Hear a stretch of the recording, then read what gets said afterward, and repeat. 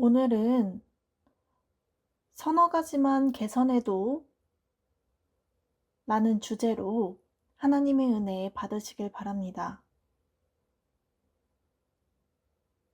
올해는 종교개혁의 오래된 이 507년이나 된 날로 정말 우리가 잊지 않고 계속해서 지켜나감에 감사해야 됩니다. 옛날의 종교개혁은 어떻게 됐을까요? 카톨릭의 그런 구습을 따라서 하다가 성경에 계속 어긋나는 말씀으로 이 비성경적인 그런 내용들을 가지고 마음대로 설교를 하며 설교를 함부로 바꾸는 등 이 가톨릭에서는 율법 기준을 온전하게 바꾸었습니다. 그렇지만 그 당시에는 직접 기도를 하지 못하고 신부를 통해서 기도했는데요. 그 결과 새롭게 종교개혁을 해야겠다라는 것으로 변화되었고, 이것이 이루어지지 않았다면 우리는 죄사함을 받지 못한 채 영영이 계속해서 큰 문제들이 생겼을 것입니다. 왜냐하면 이 종교가 부패해서 타락했다는 그런 위험이 있었습니다. 하지만 이 종교개혁을 한 사람들은 그 의미, 말씀에 대해서 이 말씀 중심으로 살았던 것입니다. 이 카톨릭이 외에도 이 이단이라는 종교들, 이런 비합리적인 종교들이 막 생겨나서 인간적인 것들을 갖다 붙이는 그런 죄들이 늘어나고 있습니다. 바른 교육이 아니라 오히려 살인과도 가까운 그런 것들을 자행하면서 다양한 그런 우려점들이, 피해들이 많이 양산되고 있습니다. 이것을 개혁할 필요가 있던 거죠. 이번에 종교개혁이 뿐만 아니라 다른 문제가 무엇이 있습니까?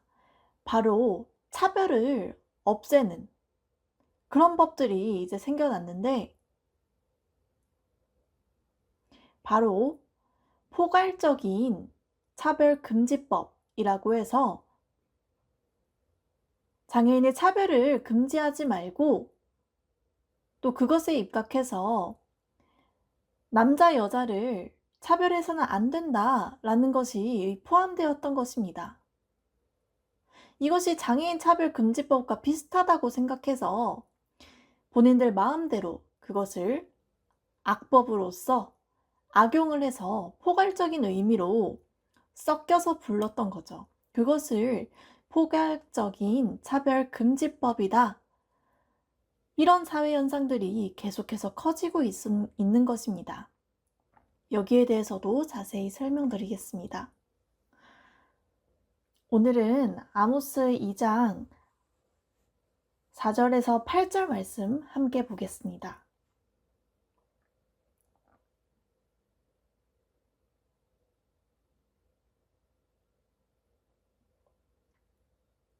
이번에 이 종교개혁의 날을 기념해서 이 전국에 기독교, 개신교가 상관없이 우리가 연합 예배를 드리게 되는데요. 오후 2시부터 5시까지 광화문의 일대에서 종로, 군대와 또 서울역까지 이 사람들이 모이는데, 지방의 여러 개신교 사람들이 같이 참여하고 또 영상으로도 볼 수 있고 그렇게 합심해서 예배를 드리는 것입니다. 그래서 200만 명 이상이 모이는데, 그것은 포괄적 차별금지법에 반대한다라는 운동의 의미입니다. 즉, 건강한 가정과 이 거룩한 나라를 위해서, 또한 우상과도 같은 이 바알들에게 섬기는 것에 절대 반대하고 금지하여 모든 성도들이 함께 모이는 것입니다. 우리가 모이지 않는다면 미래에 이 동성애가 엄청나게 심각해집니다. 지금도 영국이라는 나라는 또 이 퀴어 학교가 있는데, 거기에서는 동성애가 합법이다, 그런 축제들도 있고 퀴어가 합법이라는 것입니다. 또 이 부모가 동성애에 반대해서 선생님이 여자 학생을 가르치고 있는데,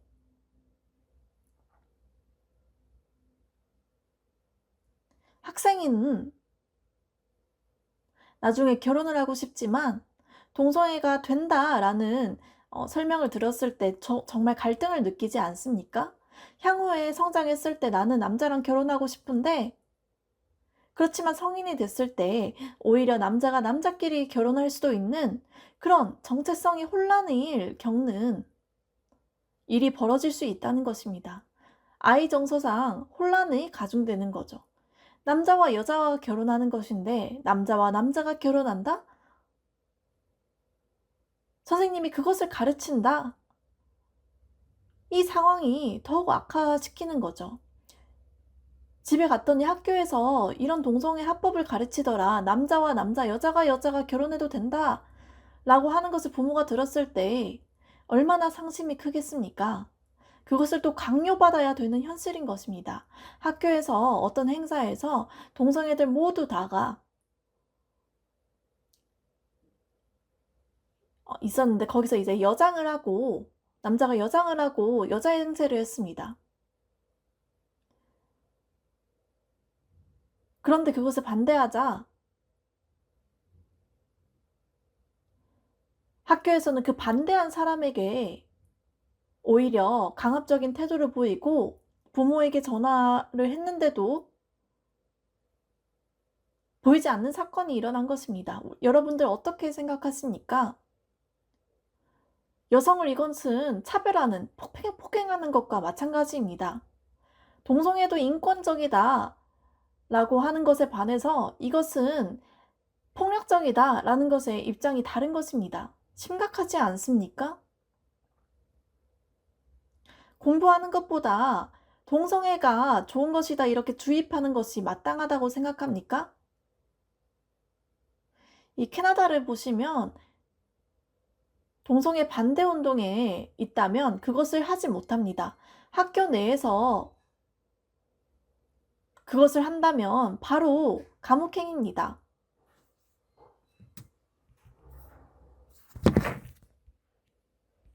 자녀들이 동성애에 동의해서 이 축제에 가는 것에 대해서 부모가 반대를 한다면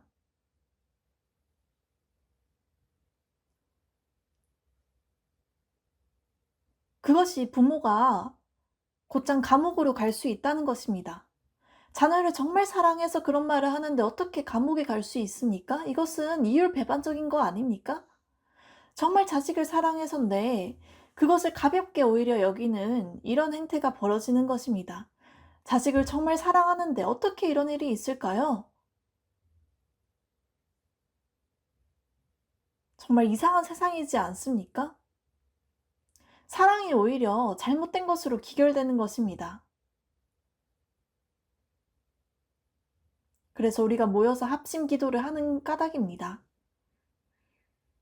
우리가 변화되지 않으면 앞으로 미래에 우리가 과거 기후온난화와도 같이 인간이 잘못되는 것과도 같다는 것입니다. 이 종말론적인 사고로 동성애가 이루어질 수 있다는 것입니다.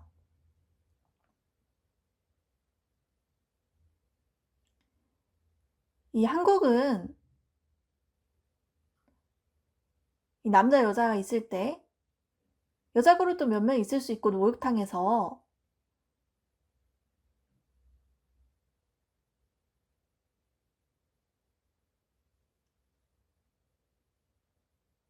어린아이들은 같이 이제 여탕에 들어갈 수 있는데 남자가 들어왔을 때 어떻게 생각하십니까? 원래 기본적으로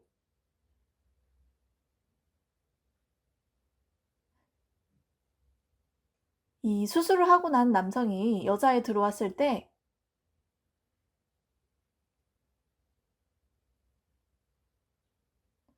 이 여성들의 그런 벗은 사진들을 볼 수 있지만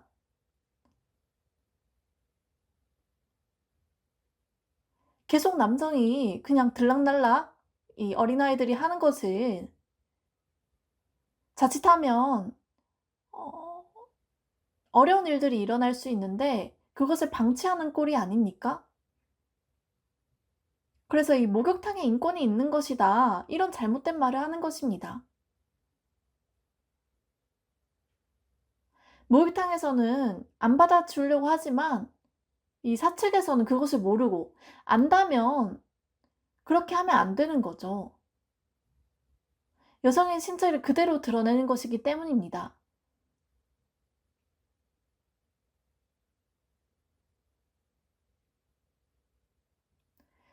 누구나 그렇게 목욕탕에 출입할 수 있다는 어린아이들이 출입할 수 있다는 것은 납득할 수 없는데 만약에 이런 일이 벌어진다면 세상은 더 빨리 변할 것입니다. 그래서 이 아모스에서는 이런 사안들에 대해서 예언을 했습니다. 우리가 이 연합예배에 참여하지 못하더라도 함께 격려하고 기도를 하시길 바랍니다. 참석하지 못한다면 우리가 마음으로 물질을 전하고 또 전 세계에도 이런 현상이 퍼질 수 있도록 많은 기도 부탁드리겠습니다. 오늘 본문 4 절에서 5절 말씀 보겠습니다. 4 절에 여호와께서 이와 같이 말씀하시되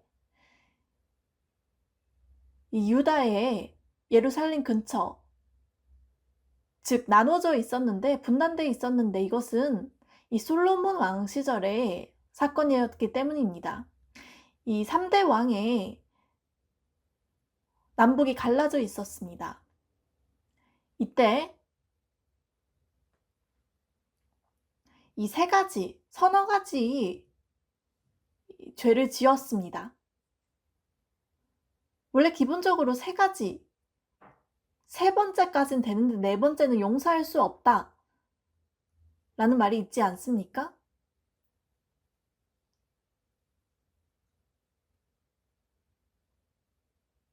삼세판이면 원래 끝인데 그다음은 또 죄를 지으면 쉽게 용서할 수 없는 거죠.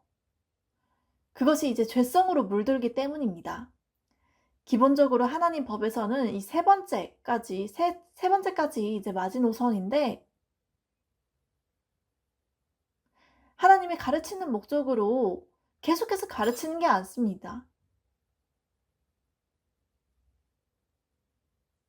용서를 해 주지만 세 번까지는 용서를 할 수 있다. 다른 것에 이제 물들고 이 포괄적 차별금지법을 배우면서 막 죄를 저지르는 것이 마음껏 해도 됩니까? 이것이 바로 이중성을 자처하는 것이 아니겠습니까? 예수님께서 100번 넘게 용서해도 된대라고 해서 내가 개수까지 세아리면서 계속 죄를 저지르고 마음대로 횡포하는 이것이야말로 우리가 괴리던 것이 아닙니까? 좋지 않은 행동입니다. 하나님께서 1000번이나 용서를 해 준다고 하셨지만 예수님의 용서가 한없이 많지만 그 반대로 우리 인간이 계속해서 그럴 수는 없던 것입니다.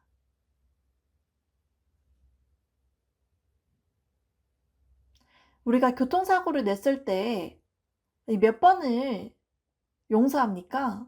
한 번입니다. 계속해서 음주운전을 한다면 그것은 바로 이 감옥행위죠. 그래서 다음에는 꼭 그러지 마라 라고 용서를 해 준다가 자처하는 것인 말이죠. 하나님께서 계속해서 용서해 주다가 세 번째에까지 참다가 네 번째에 폭발하셨습니다. 하나님 입장에서는 그 벌을 돌이키지 않으시겠다고 하신 것입니다.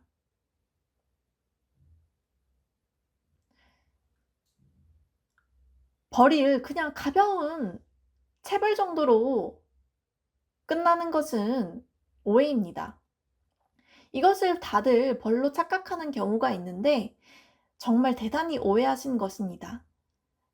하나님이 생각하시는 벌이 무엇일까요? 그저 가벼운 벌이다 라고 생각하는 것은 착각입니다. 4절 하단에 이는 그들이 여호와의 율법을 가볍게 멸시하다는 것입니다.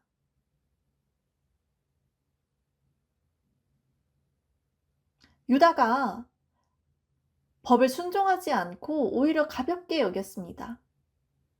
그 법을 따라가지 않고 오히려 방탕하게 음주운전과도 같은 생활을 했던 것입니다. 음주운전으로 열 몇 번씩 이렇게 14번이나 가량 하는 경우가 있습니까? 우리가 죄를 경감시킨다고 이득일까요? 선고를 경감시킨다고 이득이 될 수 있습니까?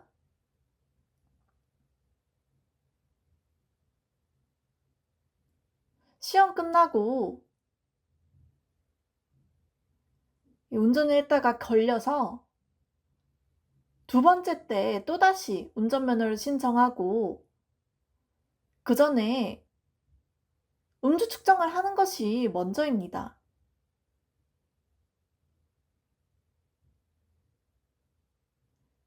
안 그러면 우리가 계속해서 2 년이나 그것이 면제될 수 있도록 계속 기다려야 되는 것입니다. 밤낮으로 경찰들도 고생이 많습니다. 언제 음주운전이 일어날까 계속해서 사방을 보기 때문입니다. 성인보다 농인들이 오히려 더욱더 여기에 대해서 살피고 바쁩니다. 농인들은 정말 예의주시를 해서 성인들보다 더 오히려 사고율이 낮습니다. 농인이 교통사고를 낸 적을 본 적이 있습니까? 주변을 엄청나게 살피기 때문에 정말 가히 대단한 수준입니다. 여기에 대해서 우리가 감사히 여기고 하나님, 저희가 농인이지만 이렇게 주변을 살피고 거의 음주운전도 희박한 수준으로 정말 감사히 여겨야 되는 것입니다. 그래서 이 율례를 계속해서 어떤 것들이 있는지 살피지 않고 오히려 지키지 아니하고 그의 조상들이 따라가던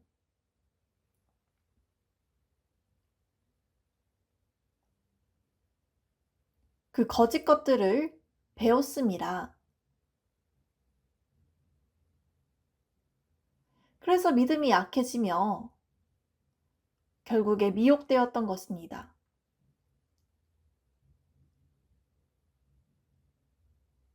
유다의 왕들의 이 11대 왕인 우시야 왕은 정말 정직하게 나라를 다스렸는데 시간이 흐를수록 자신의 과욕을 범하고 또 자신의 선조들의 했던 것들을 통치들을 본받아 52년 동안 오랫동안 자신이 사리사욕을 채우다가 결국 병에 걸려 마비가 돼서 했던 적이 있는데 그것은 자신의 과욕 때문이었습니다. 그래서 결국에 욕심으로 멸망된 것입니다. 5절에 내가 유다에 불을 보내려 해서 망하게 할 것이다. 온 성을 외부에서 함락하게 될 것이다. 아수르나 바벨론이 그들을 점령할 것이다. 그들이 곧 52년 동안 잘 통치하고 그 교만으로 하나님을 경시 여기는 그런 게으른 잘못된 태도를 하나님이 노하실 것이다. 그 결과 예루살렘에 불을 보내고 그 궁궐을 사르리라. 그렇게 예언을 했습니다. 역사에서 사라지는 그런 엄청난 피해가 도사리는 것이었죠. 하나님을 정말 잘 섬긴 것을 그들이 잊어버리고 결국에 멸망하며 사람들이 한때는 예루살렘 사람들이 정말 잘 따르고 잘 살았는데 오히려 멸망했네. 하나님을 경시 여겨서 저렇게 됐구나. 이렇게 비하하며 전쟁도 지며 나팔을 부르며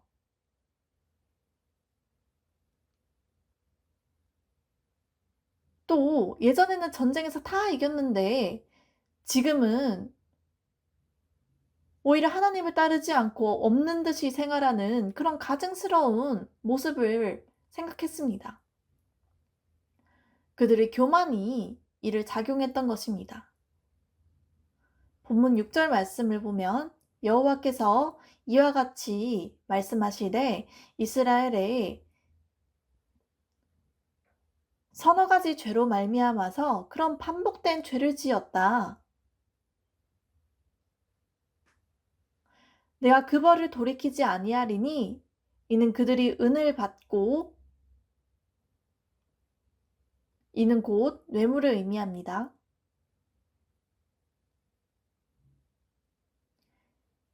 하나님을 빌미 삼아서 그런 뇌물을 받으며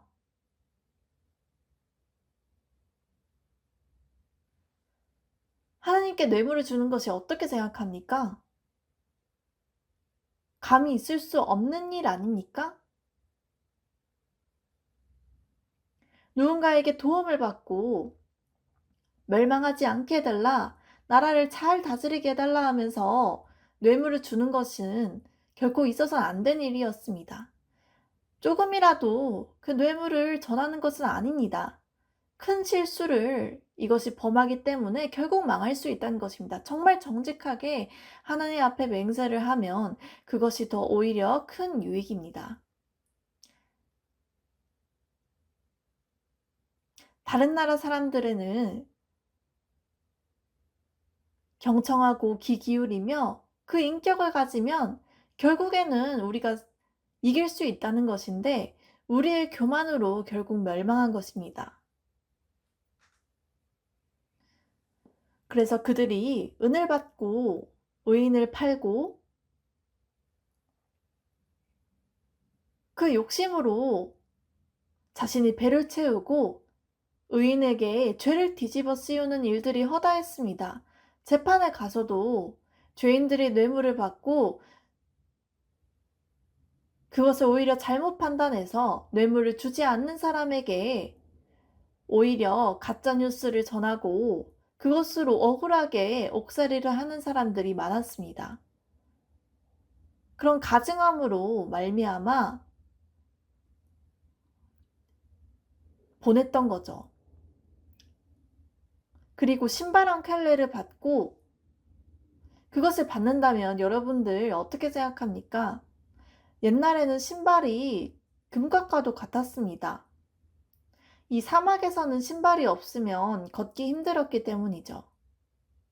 이 가죽으로 만들었기 때문에 걸을 때 발이 아프지 않았습니다. 가죽은 정말 만들기 힘들었고 구하기도 어려웠습니다. 이 동물이 이 털가죽을 만드는데 기술이 발전하지 못해서 털신이나 나무를 토대로 만들었고, 그래서 신발이 더욱더 귀하게 여겼습니다. 이 가난한 자를 신 한 켤레를 받고 팔게 된 것입니다. 그래서 노예 생활을 시켰던 것이죠.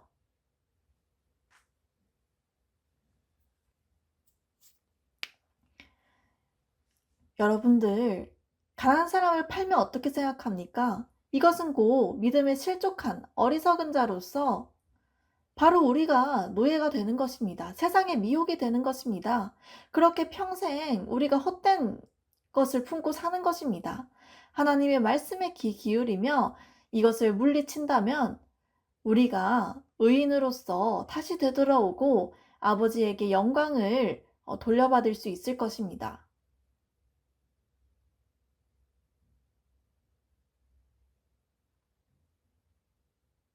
화면에 보시는 것은 이 독재로서 예전에 히틀러와도 같이 똑같은 인물입니다. 2차 세계대전에 한번 보시면 원래 원조가 그 유명한 무솔리니라는 사람입니다.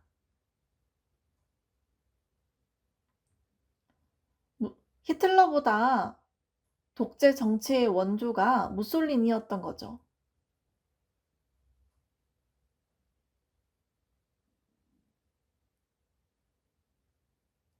이렇게 혼재되어 있는 그 독수리 모양 무늬를 아십니까? 거기에 횃불을 들고 있는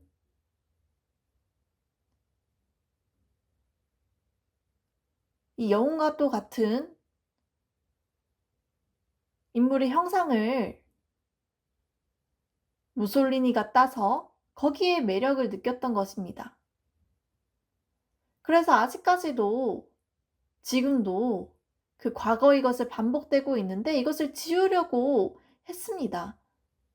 그렇지만 계속해서 이 무솔리니가 살려내고 그런 우상을 섬기면서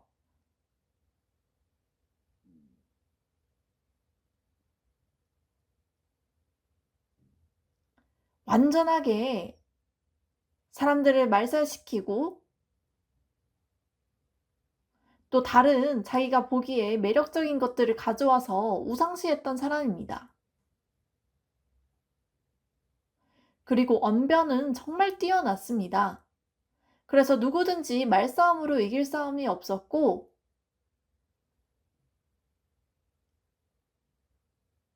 이 선거 때도 99% 정도로 이 사람을 많이 지지해서 정말 그 언변 하나로 뛰어난 사람이었습니다. 히틀러도 그것을 보고 무솔리니의 매력을 느껴서 무솔리니의 길을 걸었던 사람입니다. 그렇게 둘이는 친하게 되었고 히틀러가 무솔리니의 이 도움까지 받아서 유럽을 장악하고 싶다. 프랑스, 영국이라든지 그런 데를 장악하고 싶다고 작당 모의를 했습니다. 그래서 여러 국가의 이 합의를 한 끝에 2차 세계대전이 발발되었고 그때 오히려 히틀러가 장악을 하고 있을 때 무솔리니는 정말 아무것도 없는 통치를 하고 있었던 것입니다.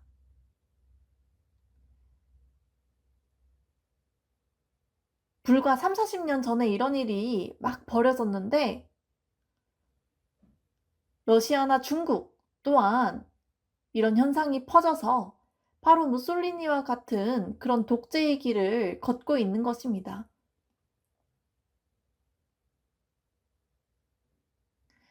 정말 한심하지 않습니까?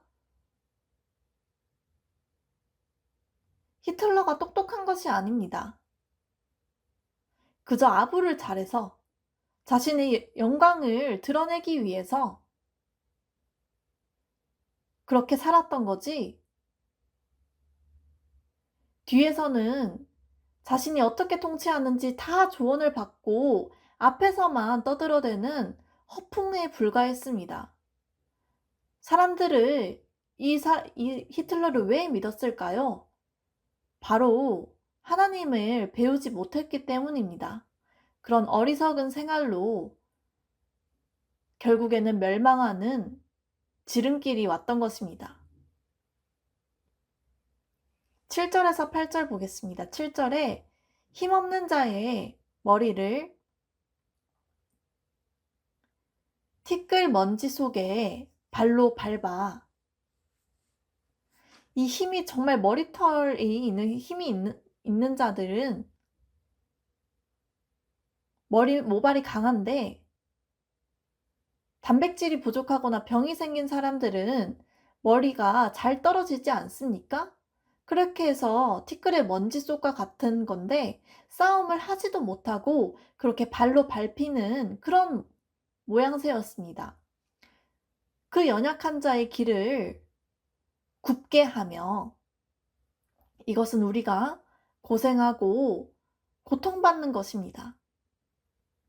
과거에 전쟁이 발발했을 때는 편안한 생활은커녕 계속해서 어려운 길을 가고 그 전쟁으로 인해서 평탄한 길을 걷지도 못했습니다. 꼬불꼬불하고 이 산길을 걷는 그런 고통의 생활을 했던 것입니다. 유대인들이 이런 생활이 심했는데 그런 압제에서 하나님을 배반하고 또 전쟁을 차치하고 하나님의 은혜에 대해서 감사를 해야 되는데 하나님의 말씀을 잊는다면 다시 회복할 길이 없는 것입니다. 그렇게 고난이 또 시작이 되는 거죠. 그래서 우리가 매사 기도를 하는 것이 필요합니다. 한번 보시면 아버지와 아들이 한 젊은 여인에게서 다녀서 이 세 명이서 다니는 것이 참 이상하지 않습니까? 어머니가 아니라 한 젊은 여인이 같이 다니는 것입니다. 아들과 아버지와 이 젊은 여인 세 명인 것입니다. 그 의미는 아버지와 아들이 이 내 거룩한 이름을 더럽힌다. 그 의미는 깊숙이 들여다보면 이 근친상간이라는 의미입니다. 가족 내에 혈족인데 우리 아버지와 딸이 같이 근친상간을 하는 것은 도저히 있을 수 없는 일 아닙니까? 한국에서는 아버지와 딸의 근친상간을 하면 어떤 벌이 주어집니까? 바로 7년 이상의 형을 살 수 있습니다. 심한 경우에 10년까지 가능한 것입니다.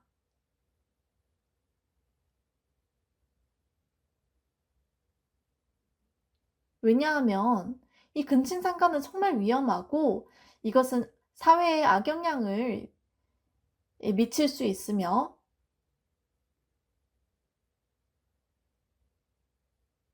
이 짐승과도 같은 모습이기 때문에 절대 있어서는 안 된 것입니다.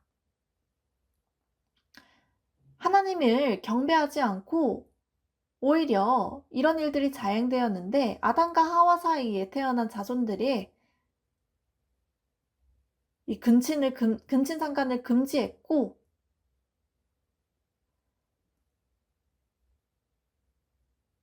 그들끼리 확산이 돼서 오히려 또 이 근친상간을 허용하는 것이 안 됐습니다. 왜냐하면 이것이 더 큰 병을 야기하기 때문입니다. 8절에 모든 이 제단의 옆에서 전당 잡은 옷 위에 누우며, 이것은 무슨 말입니까?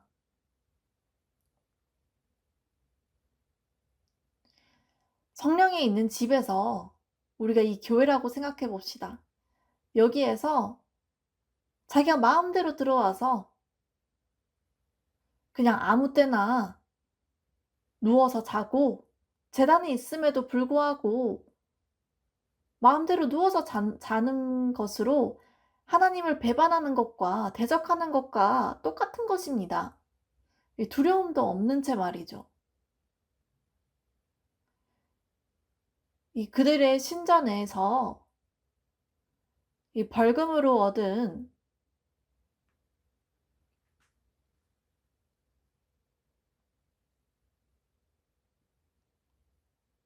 이 의인에게 받지 않고 이 불의한 것으로 돈을 쌓아서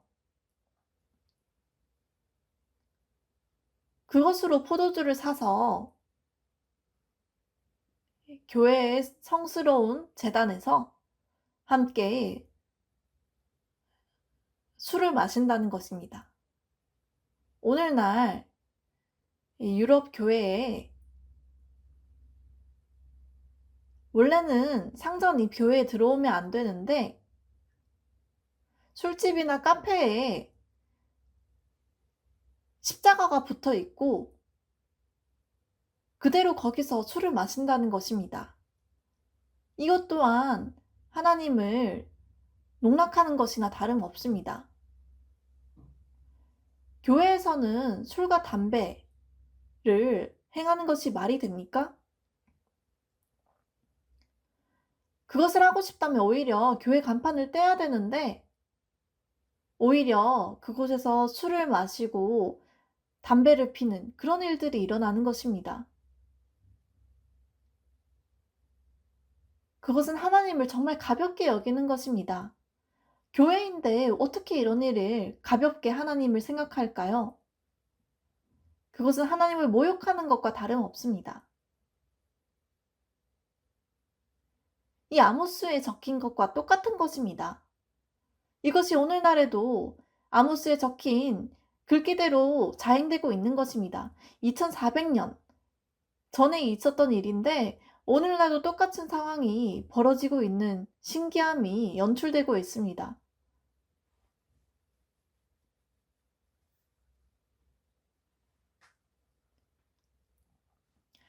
교회에서 예배가 아니라 오히려 상점과도 같이 돈을 주고 팔고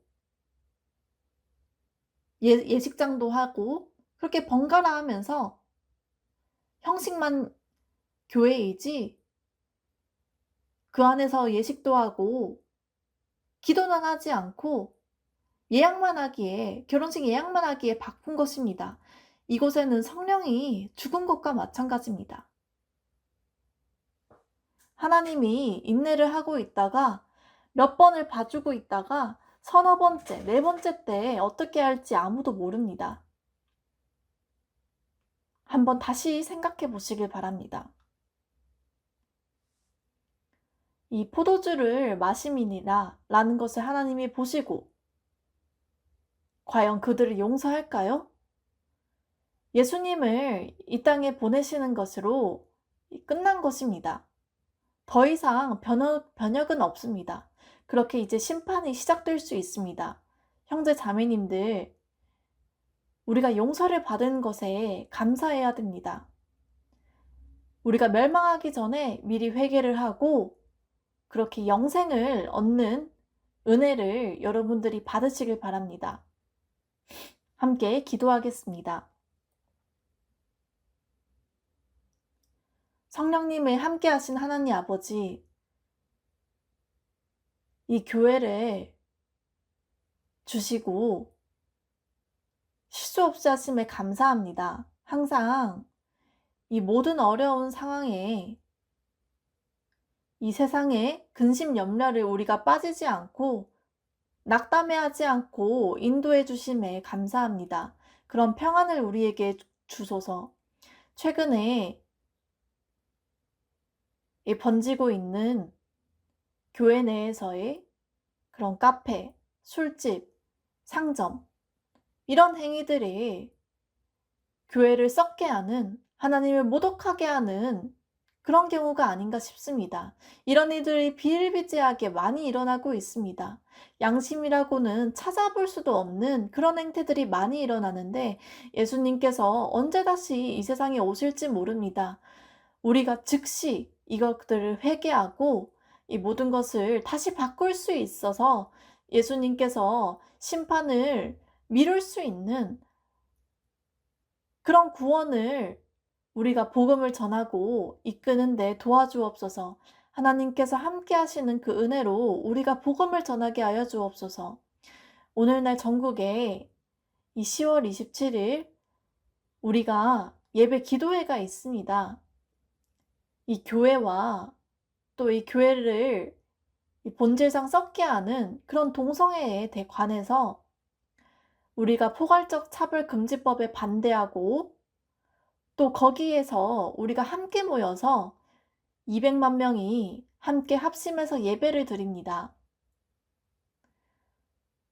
우리가 영적으로 모여서 이 동성애에 관해 철폐할 수 있도록 도와주옵소서.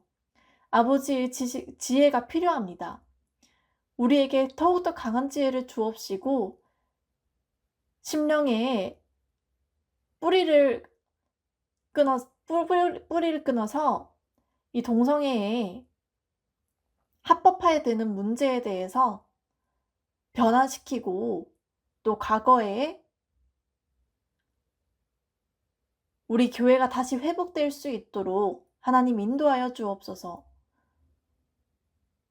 참된 믿음이 아니라 이 거짓된 믿음으로 동성애에 대해서 이 나쁜 행태들이 계속 반복되고 있는데 심히 우려스럽습니다. 어떻게 하면 하나님의 능력으로 우리가 이 상황을 이길 수 있을지 믿음으로 인도하여 주옵소서. 모든 말씀 예수님 이름으로 기도합니다.